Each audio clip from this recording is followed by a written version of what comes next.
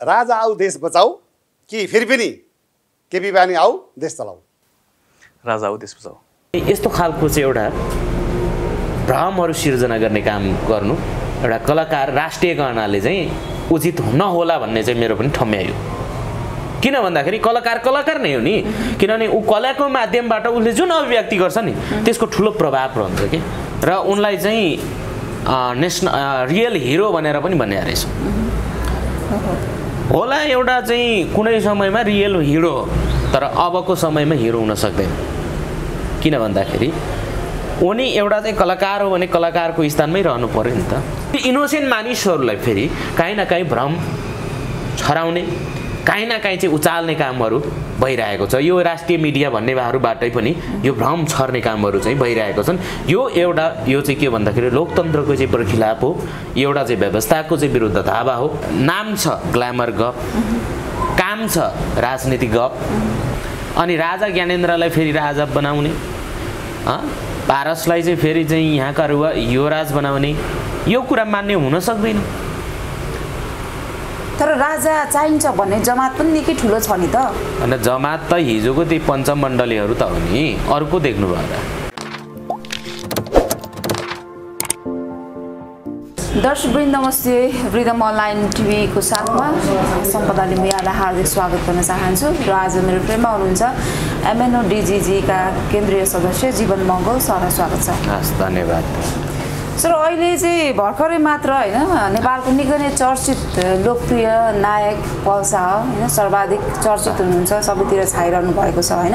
उहाँले चाहिँ एउटा कार्यक्रममा चाहिँ एउटा अन्तर्वार्ताको क्रममा चाहिँ नेपालमा चाहिँ राजतन्त्र आउनुपर्छ, हिन्दू राष्ट्रिय घोषणा हुनुपर्छ, हिन्दू राज्य आउनुपर्छ, राजा चाहिँ विष्णु भगवानको अवतार हुन् भन्ने जस्ता अभिव्यक्तिहरू दिनुभएको थियो। त्यस पछाडि चाहिँ अहिले त्यो विषयलाई लिएर फाटोफुटो चाहिँ विरोधहरू पनि आउन थालेको छ होइन। यो विषयलाई चाहिँ यहाँले कसरी विश्लेषण गर्नुहुन्छ? यो विषय एउटा कलाकार होइन, एउटा नेपाली एउटा चाहिँ फिल्म इन्डस्ट्रीमा नाम चलेको एउटा कलाकार, त्यसमा पनि नेपालको राष्ट्रिय मिडिया सायद एपिएन टेलिभिजनमा चाहिँ राजा आऊ देश बचाऊ भन्ने जुन एउटा कुरा चाहिँ त्यहाँ पल शाह जसले चाहिँ एउटा त्यहाँ अन्तर्वार्ताको क्रममा भने र विष्णुको जुन अवतारको कुरा गरे, एउटा कलाकारको हिसाबले जुन उनले राजनीतिक कुराहरू चाहिँ बोलिरहेका छन्, यो एकदम चासोको विषय हो। र हामीले किन बोलिरहेको छ भन्ने कुरा पनि यो एउटा पछिल्लो समय नेपाली राजनीतिमा कहीँ न कहीँ अलिकति शासक वर्गहरूबाट भएका कमी कमजोरी अथवा यो कुनै दलहरूले चाहिँ गरेका कमी कमजोरी र यहाँका चाहिँ उत्पीडितहरूको आवाज अलिकति बढी तीव्र रूपमा चाहिँ आउन थालिसकेपछि यो आत्तिएर यो राजा भएन भने त हाम्रो सर्वस्वै हरण हुने भयो भन्ने हिसाबले चाहिँ राजालाई चाहिँ पुकार्न खोजेका देखिन्छन्। यो पुकार्ने एउटै मात्र उद्देश्य के हो भन्दाखेरि हिजो राजाको पालामा आफूले काहीँ न काहीँ लाभहरू प्राप्त गरेको त्यो धङधङ्गी छ। त्यसो भएकोले गर्दाखेरि राजालाई चाहिँ फेरि पनि ल्याउन पाइयो भने हामी यो देशमा फेरि एकात्मक तरिकाले नै शासन गर्न पाइन्छ भन्ने किसिमको एउटा चाहिँ जो अभिव्यक्तिहरू आइरहेको मैले देखेको छु हैन। र यो एउटा शासन सत्ताको विरुद्ध पनि धावा हो र अहिलेको व्यवस्था विरुद्ध पनि धावा बोलेको हो भन्ने हामीले महसुस गरेका छौँ। तर सर अब एउटा पत्रकारले होइन आफ्नै पत्रकारको आफ्नै शैली हुन्छ सोध्ने प्रोग्रामको ढाँचाहरू हुन्छन् होइन अब त्यसलाई अहिले चाहिँ अब पत्रकार प्रकाश सुवेदीको पनि चर्को आलोचना हुँदैछ त्यसै गरी जुन तरिकाले चाहिँ अभिव्यक्ति दिनुभयो हाम्रो नायकले होइन उहाँले पनि उहाँको पनि विरोध हुँदैछ तर किन र आफ्नो स्वतन्त्रता आफ्नो अभिव्यक्ति आफ्नो चाहना त अभिव्यक्त गर्न पाउने अधिकार त सबैलाई छ नि यसरी चाहिँ आफ्नो जुन एउटा चाहनालाई अभिव्यक्त गर्ने क्रममा नै यति ठुलो आरोप लगाउनु जायज हुन्छ त आरोप भन्दा पनि कुरा के हुन्छ भन्दाखेरि एउटा अभिव्यक्ति दिनुभएको छ उहाँको कुरा हो तर अहिले जुन वास्तवमा भन्यो भने यो व्यवस्थाकै विरुद्ध धावा हो नि त हैन संघीय लोकतान्त्रिक गणतन्त्रको विरुद्धमा चाहिँ धावा बोलिएको हो नि त एउटा राजा आऊ देश बचाऊ र अर्को कुरा चाहिँ राजा चाहिँ विष्णुको अवतार यदि राजा विष्णुको अवतार हो भने राजाहरूको दरबारभित्र चाहिँ किन चाहिँ विष्णु भगवानहरूको चाहिँ अवतार भइसकेपछि त किन रुवावासी चल्नु पर्यो त रुवावासी त चल्यो तपाईँ हामी सबैले चाहिँ देखेको विष्णुको अवतारहरू कसरी चाहिँ एउटा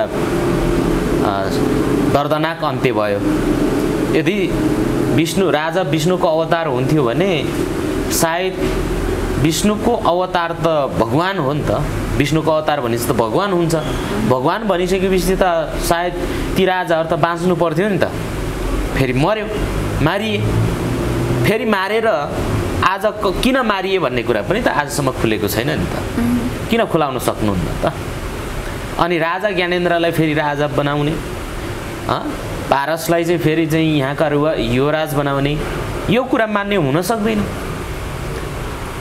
तर राजा चाहिन्छ भन्ने जमात पनि निकै ठुलो छ नि त अनि जमात त हिजोको ती पञ्चमण्डलीहरू त हो नि अर्को देख्नुभयो त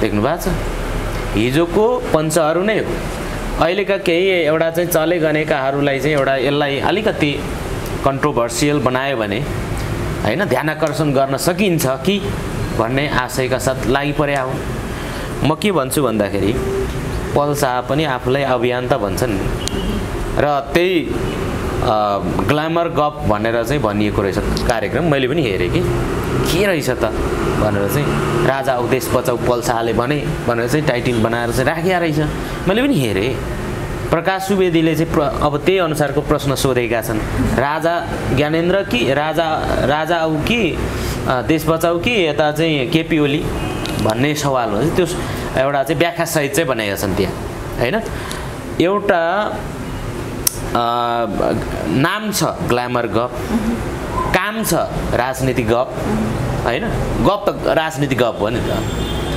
त्यसो भएकोले गर्दाखेरि यहाँ के देखियो भन्दाखेरि कहीँ न कहीँ अब त्यहीँबाट एउटा के संस्था रहेछ त्यो उनीहरूले चाहिँ एउटा प्रोजेक्ट चलाइरहेको छन् कि अभियान चलाइरहेको छन् दुखी असहाय गरिबहरूलाई चाहिँ सहयोग गर्ने हाम्रो टिम नेपाल सायद र उनलाई चाहिँ नेसनल रियल हिरो भनेर पनि भन्ने रहेछ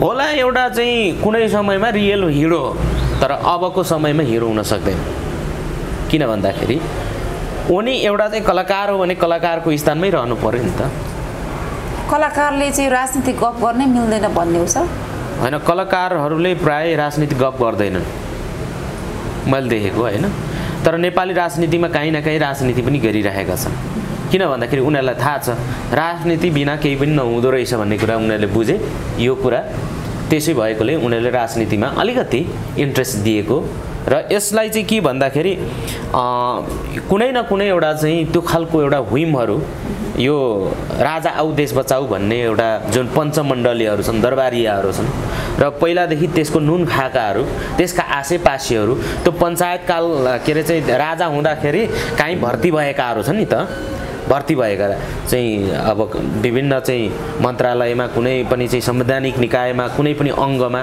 हैन कालो कोट भिरेर बसेका छन् ती सब जति बेला चाहिँ राजा थिए राजाको चाहिँ समयमा भर्ती भएकाहरू चाहिँ काहीँ न काहीँ त्यो राजाको चाहिँ दङदङ्गी लागेको छ किनभने उनीहरू राजाको पालामा चाहिँ उनीहरूलाई चाहिँ त्यो पाएको त्यसो भएकोले त्यसलाई चाहिँ के गर्दैछन् त भन्दाखेरि ओकलेका हुन् होइन त्यो ओकल्ने क्रममा के गरिरहेछन् त भन्दाखेरि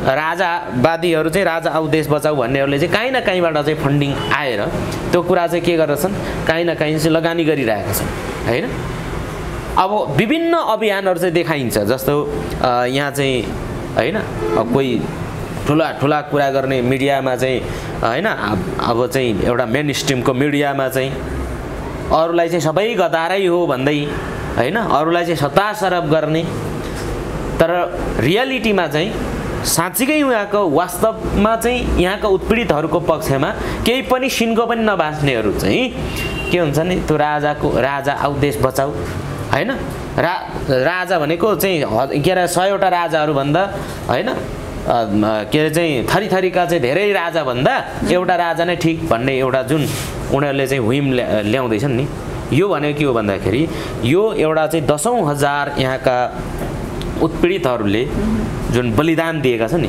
त्यो बलिदानको खिलाफमा हो भनेर चाहिँ बुझ्नुपर्छ कि किन भन्दाखेरि हो कलाकार आफ्नो स्थानमा छ होइन तर सधैँभरि अब हिजो चाहिँ त गइसकेको राजा त अब के अरे राजतन्त्र त छैन नि त र राजा पनि एउटा नागरिक सोसरा भएर बसेको अवस्था हो यदि राजालाई इच्छा छ भने राजाले चुनाव लडेर आउन सक्ने कुरा छ राजाले राष्ट्रपति भएर बस्न सक्छन् होइन पूर्व राजा हो नि त अब त राजा होइन भनेपछि उनी एउटा नागरिक हो हामी जस्तै सिम्पल नागरिक हो र राजा ज्ञानेन्द्रलाई नै कतिपय अवस्थामा चाहिँ त्यो एउटा के भन्छ नि भित्रैदेखिको त्यो इच्छा शक्ति नदेखिएको तर बाहिरबाट चाहिँ काहीँ न काहीँ उचाल्ने के यो पनि एउटा के हो कि नै आफ्नो खेती हो होइन राजनीति गर्ने एकजनाले चाहिँ भन्दै थिए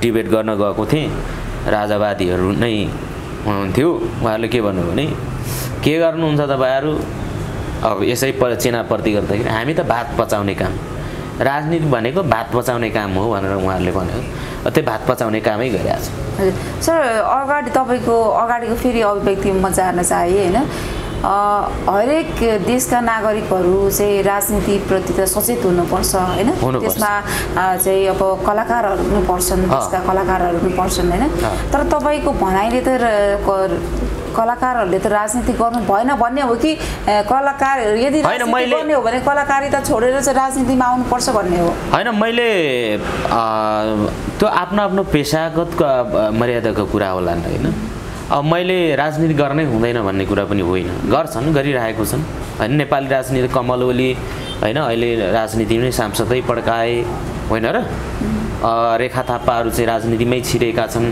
राजनीति नै गरेका हुन् करिश्मा मानन्दरहरू चाहिँ राजनीतिकै गरेका छन् काहीँ न काहीँ जोडिएका छन् नि त त्यो राजनीति बुझ्नु अनिवार्य नै छ होइन र एउटा चाहिँ राजनीति के का लागि गर्ने भन्ने कुरा हो होइन राजनीति त देशलाई चाहिँ देशका त्यहाँका नागरिकहरूको आवश्यकता पूर्ति गर्ने हो नागरिकहरूको चाहिँ एउटा पीर मर्कालाई चाहिँ बुझ्ने हो होइन तर अब राजतन्त्र फर्काएर हिजो मरिसकेको चाहिँ लासलाई उठाएर ल्याउँछु भनेर अनि फेरि यहाँ मान्छेलाई चाहिँ एक प्रकारले चाहिँ फेरि त्रसित बनाउने राजा ल्याएर चाहिँ राख्ने राजा चाहिँ फेरि कस्तो प्रकारको हुने सेरेमोनियल राख्ने किन हिजो चाहिँ के अरे चाहिँ एकदमै चाहिँ पावरफुल होइन चाहिँ राजा हुने अनि आज फेरि त्यो सेरेमोनियलको के अर्थ रहन्छ र होइन त्यसो भएकोले कुनै प्रकारको पनि राजा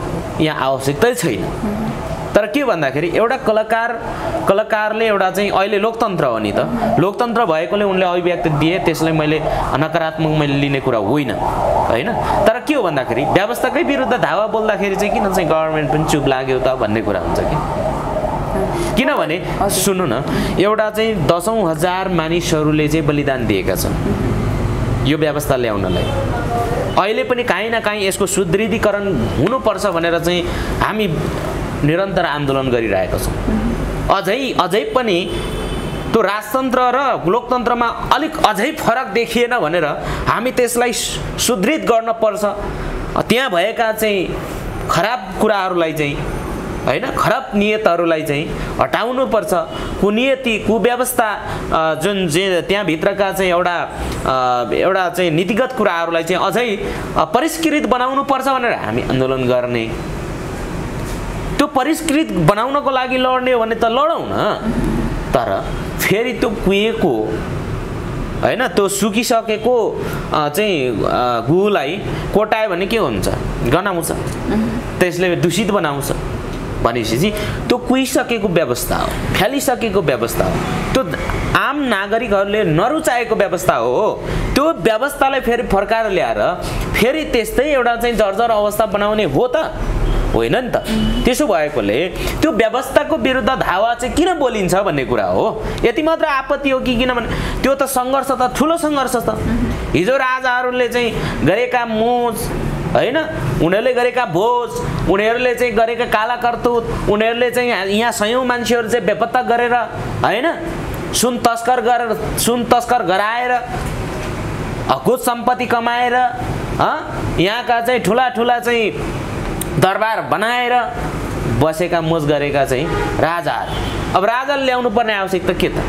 हजुर, जस्तै पत्रकारले नि अब चाहिँ केपी ओली आऊ देश बचाऊ कि एमएनओ डिजिजी आऊ देश बचाऊ भनेर भन्दा चाहिँ आपत्ति हुँदैन थियो होइन। कुनै पनि आऊ देश बचाऊ भन्ने कुरा हुँदैन कि। पत्रकार भनेको त स्वतन्त्र हो हैन। पत्रकारको काम के त? पत्रकारको काम भनेको त एउटा चाहिँ सही सत्य कुरालाई चाहिँ त्यो सूचित गराउने हो नि। सुसूचित चाहिँ आम नागरिकहरूलाई चाहिँ त्यो राज्यमा बस्ने नागरिकलाई सूचना प्रदान गर्ने हो नि, होइन र? तपाईहरुले चाहिँ हामीले के भन्छौं त्यो कुरा तपाईहरुले जस्ताको जस्तै कुनै पूर्वाग्रह बिना तपाईहरुले चाहिँ त्यो सूचनालाई चाहिँ के गर्नुहुन्छ, प्रकाशन गर्नुहुन्छ। त्यो तपाईहरुको एउटा चाहिँ जुन कुनै पनि पत्रकारको चाहिँ दायित्वभित्र पर्ने हो, हैन र? अब पत्रकारले चाहिँ राजनीति खेलाउने, गेम खेलाउने त होइन पक्कै पनि, तर त्यो व्यवस्था जुन व्यवस्था छ त्यो व्यवस्था अहिले जुन लोकतन्त्र व्यवस्थाको लागि हिजो पत्रकारहरूले लडेका हैन। किनभने यो लोकतन्त्रमा के भन्दाखेरि हिजो राजाले चाहिँ के गरे त भन्दाखेरि सञ्चार माध्यमलाई चाहिँ मुठीमा ल्याए, सबैलाई चाहिँ अभिव्यक्ति स्वतन्त्रता दिएन, वाक स्वतन्त्रता दिएन हैन। त्यसको कारणले गर्दाखेरि हिजो पत्रकारहरूले पनि ठुलो योगदान दिएका छन्।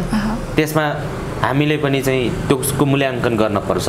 तर अहिलेको सवालमा जुन प्रकारका चाहिँ कहीँ न कहीँ यो एउटा बजारमा ल्याइन्छ नि हैन, यो कहीँ न कहीँ एउटा चाहिँ यो व्यवस्थाकै खिलाफमा यो यहाँ उत्पीडितहरूले पनि आज बोलिरहेको अवस्था, बोल्न सक्ने एउटा चाहिँ वातावरण बनिरहेको अवस्थामा अझै बोल्न नदिने किसिमको चाहिँ जुन एउटा कुरा अभियानहरू चाहिँ ल्याउनु, यो चाहिँ दुःखको कुरा हो। यो विषयमा चाहिँ पत्रकारले राजतन्त्र ल्याउनु पर्छ भने प्रोत्साहन गरेको जस्तो देखियो तपाईको नजरमा? होइन, धेरै जसो अहिले अनलाइन मिडियाहरू प्रिन्ट के अरे चाहिँ विशेष गरेर चाहिँ यो धेरै जसो मिडियाहरू के देखिन्छ भन्दाखेरि अलिकति राजालाई कतै न कहीँ उचाल्ने काम गरिरहेको छ कि भन्नु भएन। कहीँ न कहीँ राजालाई चाहिँ उचाल्ने। हिजो चाहिँ लोकतन्त्र भन्दा त आज चाहिँ के त भन्दाखेरि अब गणतन्त्रकै चाहिँ ठिक छ। आज एउटा कुनै चाहिँ दलको कारणले गर्दाखेरि, एउटा चाहिँ राजनीतिक दलको कारणले गर्दाखेरि फाइदा उठाएर सिङ्गो चाहिँ व्यवस्थाको विरुद्ध चाहिँ फेरि त्यत्रो दशौं हजार बलिदान दियो हैन। जनयुद्धमा चाहिँ कत्रो विध्वंस मचियो, अरब खरबको क्षति भयो। त्यत्रो क्षति हिजो राजा ज्ञानेन्द्रको राजाहरूको कारणले भएको होइन र? त्यही राजा चाहिँ ज्ञानेन्द्रले चाहिँ त्यतिखेर चाहिँ त्यो आन्दोलनलाई नदबाएको भए त्यत्रो क्षति हुन्थ्यो भनेपछि राजा आफैमा पनि के छ भन्दाखेरि निर्दोष होइनन्। र राजालाई चाहिँ अहिले ल्याउनु भनेको के हो भने ज्ञानेन्द्रलाई ल्याउनु अनि पारसलाई ल्याउनु हैन, उसलाई युवराज बनाउनु। हामीले अब युवराज मान्नु पर्ने पारसलाई? यो त हुन सक्दैन। सर, यो नि एउटा कलाकारले दिएको अभिव्यक्तिले समाजमा के कस्तो असर पर्छ, कस्तो सन्देश जान्छ जस्तो लाग्छ तपाईलाई? कलाकारले चाहिँ राम्रो सन्देश प्रवाह गर्ने हो मान्छेलाई चाहिँ। मलाई जहाँसम्म लाग्छ कलाकार भनेको चाहिँ एउटा राष्ट्रको गहना, हामीले त्यतिकै भनिँदैन पक्कै पनि। कलाकार राष्ट्रको गहना हो भने राष्ट्रको गहना जस्तो एउटा चाहिँ पदवी त्यो एउटा चाहिँ भिरेर अथवा त्यो एउटा उपमा लिएर फेरि त्यो राष्ट्रका नागरिकहरू जसले पदवी दिइरहेको छ नि त्यही नागरिकको चाहिँ विरुद्धमा दावा बोल्नु चाहिँ उचित हुँदैन। किन भन्दाखेरि कलाकारले चाहिँ किनभने कलाकारलाई त एउटा धेरै मानिसहरूले हेरेको हुन्छ, धेरै मान्छेहरूले चाहिँ चिनेको हुन्छ। एउटा कलाकारले भन्दाखेरि हो कि क्या हो भन्ने त हुन्छ नि त, मान्छेले भ्रम त हुन्छ नि। किन भन्दाखेरि जस्तो मैले बोल्नु म एउटा राजनीतिक हिसाबले म बोल्छु नि त, किनभने मेरो चाहिँ एउटा अभियान नै राजनीति हो। त्यसो भएकोले मलाई चाहिँ एउटा त्यही प्रकारको मान्छेले हेर्ने भयो, तर कलाकारलाई सबै मान्छेले हेर्ने भयो होइन। एउटा इनोसेन्ट मान्छेहरूले पनि हो पल्साले त्यस्तो भने त्यो त ठुलो भ्रम हो नि त। त्यसो भएकोले कलाकार अब ठिक छ कि के भन्छ कमल ओलीहरू जस्तो चाहिँ चुनाव लडेर आउनु जानु पर्यो होइन, अनि नत्र भने यस्तो खालको चाहिँ एउटा भ्रमहरू सिर्जना गर्ने काम गर्नु एउटा कलाकार राष्ट्रिय गहनाले चाहिँ उचित नहोला भन्ने चाहिँ मेरो पनि ठम्यायो। किन भन्दाखेरि कलाकार कलाकार नै हो नि, किनभने ऊ कलाको माध्यमबाट उसले जुन अभिव्यक्ति गर्छ नि त्यसको ठुलो प्रभाव रहन्छ कि। त्यसो भएकोले जुन प्रकारले चाहिँ यो एउटा चाहिँ अभिव्यक्तिहरू आइरहेका छन्, जुन प्रकारले चाहिँ एउटा अहिले व्यवस्थाकै खिलाफमा चाहिँ आइरहेका छन्, यो भनेको चाहिँ एकदमै के अरे व्यवस्थाको खिलाफमा हो। यो एउटा चाहिँ यहाँका नागरिकहरूको चाहिँ यहाँ उत्पीडित वर्ग विशेष गरेर त उत्पीडित वर्गहरूको चाहिँ लागि त यो त महत्त्वपूर्ण छ नि त। किनभने राजतन्त्रमा त यो उत्पीडित वर्गहरूले त बोल्न पनि पाएनन्, पढ्न पनि, किन चाहिँ आफ्नो चाहिँ धर्म संस्कार संस्कृति स्वतन्त्रपूर्वक त हिजो मान्न पाएन नि त। किनभने निरङ्कुशता थियो, किनभने चाहिँ हिन्दू सत्ता थियो, किनभने के अरे चाहिँ राजाको तन्त्र थियो। त्यो राजाको तन्त्र राजाले चाहिँ प्रत्यक्ष शासन गरिरहेको अवस्था थियो। त्यसो भएकोले गर्दाखेरि हिजो त्यो एउटा चाहिँ पीडा भोगेर आएका आम नागरिक फेरि त्यो इनोसेन्ट छन्। त्यो इनोसेन्ट मानिसहरूलाई फेरि काहीँ न काहीँ भ्रम छराउने, काहीँ न काहीँ चाहिँ उचाल्ने कामहरू भइरहेको छ। यो राष्ट्रिय मिडिया भन्नेबाटै पनि यो भ्रम छर्ने कामहरू चाहिँ भइरहेको छन्। यो चाहिँ के भन्दाखेरि लोकतन्त्रको चाहिँ प्रखिलाप हो, एउटा चाहिँ व्यवस्थाको चाहिँ विरुद्ध धावा हो होइन। किन भन्दाखेरि अहिलेको समयमा कम्तीमा के त भन्दाखेरि आफ्नो विचार अभिव्यक्त गर्ने स्वतन्त्रता छ। हामीले अभियान किनभने ल अन्य पार्टीहरू भएनन् भने अर्को पोलिटिकल पार्टी खडा गरेर चाहिँ जान सकिने व्यवस्था छ। राजाको सत्ता भनेको के हो, राजाको चाहिँ तन्त्र भनेको के त, राजाको तन्त्र भनेको त एउटै मान्छे एउटै वंशको मान्छे राजाको छोरा जेठो छोरो चाहिँ राजा हुने परम्परा। हुन त यहाँका राजाहरू पनि चाहिँ वर्णभेदी थिए, किनभने चाहिँ महेन्द्र राजाको चाहिँ जेठो छोरा गुरुङ निपटीको छोरालाई चाहिँ के अरे चाहिँ राजा बन्न नदिएको पनि हो रविन्द्र शाहलाई होइन। त्यसो भएकोले राजाहरू आफै पनि विभेदकारी नै छन्। राजाको छोरा राजा बन्ने एउटा परम्परा पनि एउटा चाहिँ क्रमभङ्ग गरेको इतिहास छ। त्यसो भएकोले राजाहरू आफैमा वर्णभेदी छन्, किनभने राजाहरू चाहिँ त्यही क्षेत्रीय कुलको बन्नुपर्छ भन्ने एउटा मान्यता राख्छन्। अनि फेरि त्यो पनि एउटै वंशको राजा बन्ने हो भने त्यो त ठिक हुँदैन, किनभने उसले चाहिँ राम्रो एउटा चाहिँ सिस्टम बसाउँछ, राम्रो सिस्टम पद्धति निर्धारण गर्छ भने त हिजो पनि बसाउँथ्यो भने त हिजो पनि जनताले मान्थ्यो नि त। तर हिजो उसको जुन पद्धति थियो, उसको सिस्टम व्यवस्था थियो, जुन राजाहरूले गरेको एउटा शासन थियो नि, त्यो शासन मन नपराएर चाहिँ फ्यालेको राजतन्त्र त। अब त्यो राजतन्त्र फेरि फर्काएर ल्याउनु भनेको के हो भन्दाखेरि अब अझै पनि फेरि जङ्गली युगतिर फर्काउने कुरा हो। र अर्को कुरा म के भन्छु भने जुन लोकतन्त्रमा हरेक 5 वर्षमा चाहिँ राम्रो काम गरेन भने हरेक 5 वर्षमा चाहिँ के हुन्छ, नयाँ एउटा चाहिँ शासक बन्न सक्छ के। कुनै पोलिटिकल पार्टी कुनै व्यक्ति चाहिँ त्यहाँ त्यो ठाउँमा पुग्न सक्छ। तर राजाको शासनमा त्यो राजा त्यहाँ चाहिँ ज्ञानेन्द्र बाहेक त अरू राजा बन्ने चान्स नै छैन, मौकै छैन। अनि यस्तो खालको एउटा जुन यो एउटा युनिभर्सल ट्रुथ, एउटा चाहिँ विश्वव्यापी एउटा सत्य, विश्वव्यापी एउटा चाहिँ व्यवस्थालाई चाहिँ नकारेर, त्यसलाई चाहिँ ललकारेर, त्यसलाई चाहिँ त्यसको विरुद्धमा विस्फोमन गरेर अनि चाहिँ फेरि राजा ल्याउने, राजालाई टक्रक्क राखेर चाहिँ सबै हुन्छ हुँदैन। त्यसो भएकोले गर्दाखेरि यो चिजलाई शुद्धिकरण गरेर अहिले जति पनि भइरहेका चाहिँ ब्राह्मणवादी पार्टीहरू छन्, पोलिटिकल पार्टीहरू छन्, यिनीहरूले गर्दैनन्। नगर्ने भएकोले आउनुहोस् न हामी हातेमालो गरौँ, अगाडि बढौँ, यहाँका मूलवासीहरूलाई शासक बनाइदेऊ, यहाँका मूलवासीहरूको शासन सत्ता स्वीकार।